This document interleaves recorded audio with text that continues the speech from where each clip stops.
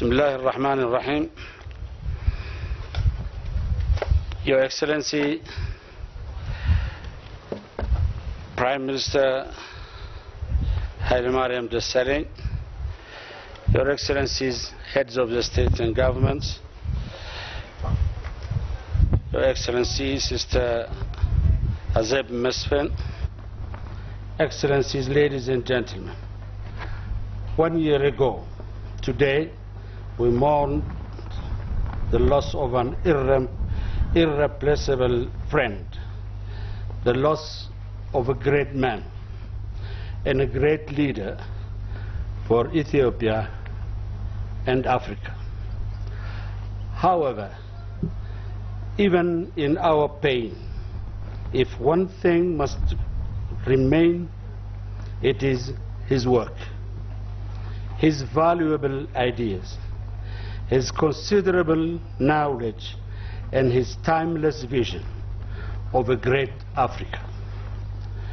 Our duty to remember, in addition to the eternal love we have for him, will inspire us to honor all that he was by continuing the tremendous work. Meles was a man of duty. He was above all a scholar, the lifelong student constantly in search of knowledge. This is because better than anyone he knew the power of knowledge to transform a society. We all remember how in the darkest moment of Ethiopia he has been searching for the meaning of his action in knowledge. Profoundly humanist, he borrowed in the face of oppression the difficult path of resistance rather than the easy path of resignation. With knowledge as his weapon, patience and effort for unique companions. Time will never erase the traces of great men. Meles has left a legacy that cannot be forgotten. Through his actions, he was able to touch millions of people, even beyond the borders of his country.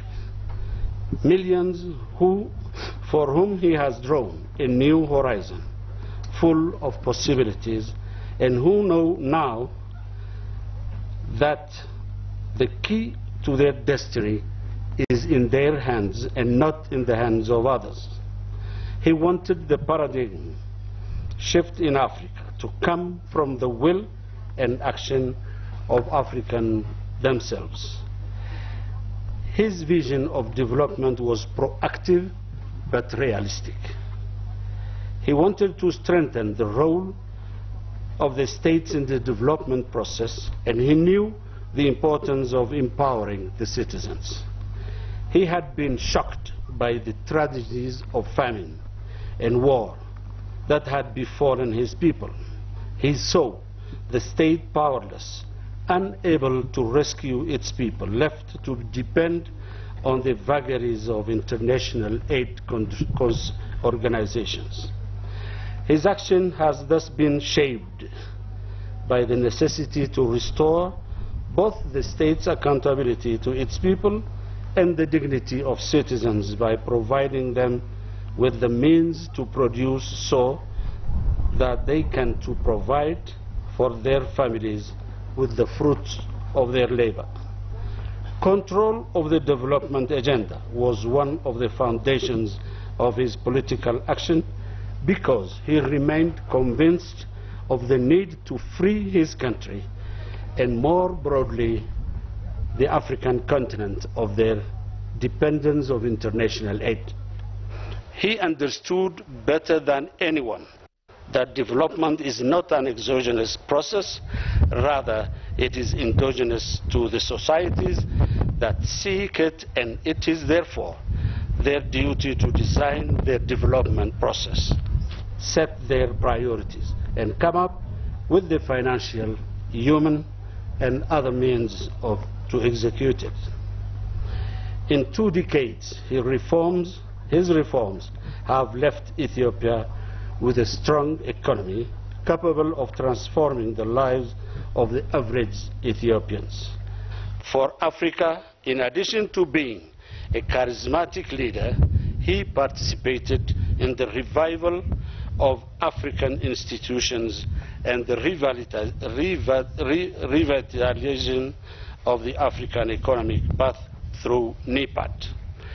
On this symbolic day, I am delighted that the legacy of Meles transcends his person as he would have liked. Indeed, he knew better than anyone that his vision had to be accepted and shared by many in order to transform Africa's development.